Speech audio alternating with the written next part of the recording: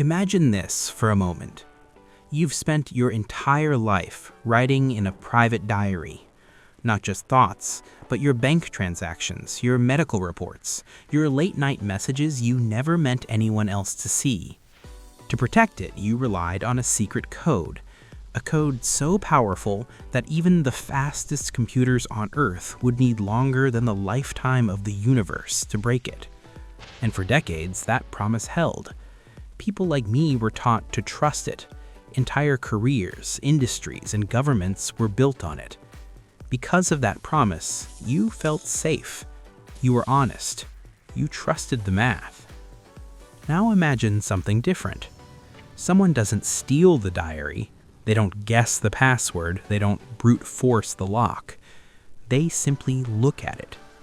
And slowly, the ink starts rearranging itself until your secrets are plain, readable, undeniable. That isn't magic, and it isn't science fiction. This is the quantum zero day.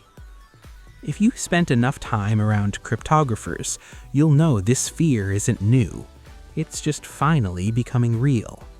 Right now, while you're watching this, encrypted data connected to you is already being copied. Your WhatsApp chats, your cloud backups, your financial history, your identity records. It can't be read yet, but it doesn't need to be. It's waiting. Our entire digital civilization rests on one fragile idea, that some mathematical problems are simply too hard to solve. Public key encryption, systems like RSA, work because multiplying two massive prime numbers is easy, but reversing that multiplication, finding the original primes, that's brutally hard. So hard that even supercomputers would need to run until the universe itself goes dark. This imbalance is something security engineers have relied on for decades. It's why online banking works, why private messaging works, why the internet doesn't collapse every second. We aren't protected by secrecy. We aren't protected by walls. We're protected by exhaustion. But in 1994, a mathematician named Peter Shor proved something that quietly changed everything. Those of us who followed cryptography closely knew this paper was different. If a sufficiently powerful quantum computer ever exists, that exhaustion disappears. Quantum computers don't just do the same math faster, they follow different physical rules. Instead of bits that are either 0 or 1, they use qubits, which can exist as 0, 1, or both at the same time. Where classical computers try possibilities one by one, quantum machines explore many paths at once. Shor's algorithm shows exactly how to use that advantage. Once quantum hardware crosses a specific threshold, the math wall protecting RSA doesn't crack, it evaporates. RSA falls, elliptic-curve cryptography falls, and much of today's internet security fails all at once. This leads to the most disturbing strategy in modern cybersecurity, one professionals have worried about for years. Harvest now, decrypt later.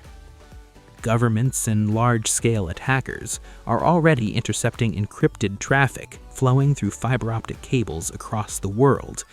They can't read it today, but storage is cheap, patience is unlimited, and time is on their side. They're betting that in 10 or 15 years, quantum machines will unlock everything retroactively.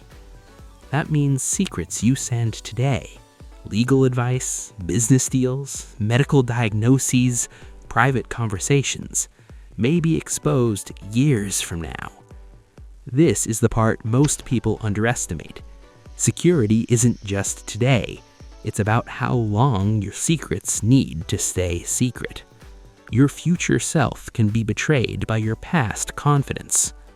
If information needs to remain private for decades, that guarantee has already expired. So is this the end of privacy? Not yet. Cryptographers saw this coming long before the headlines did. and a global migration is already underway. It's called post-quantum cryptography.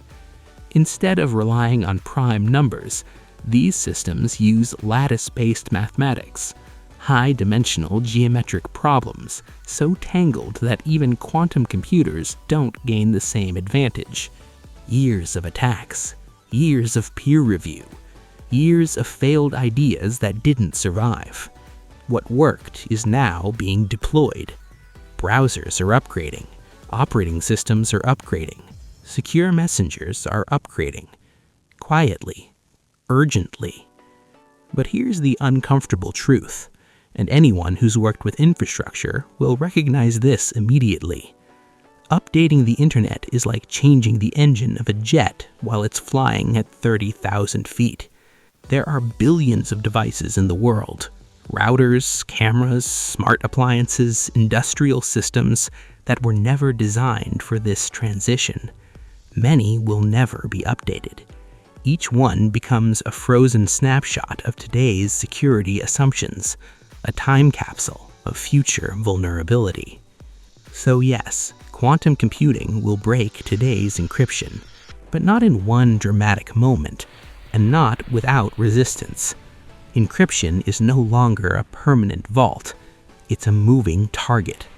The real question isn't whether quantum machines will arrive, it's whether we'll move fast enough before today's stored secrets are unlocked tomorrow. The locks are changing, the watchers are patient, and the past is already recorded. The fortress is under siege, and survival now depends on staying ahead of the math.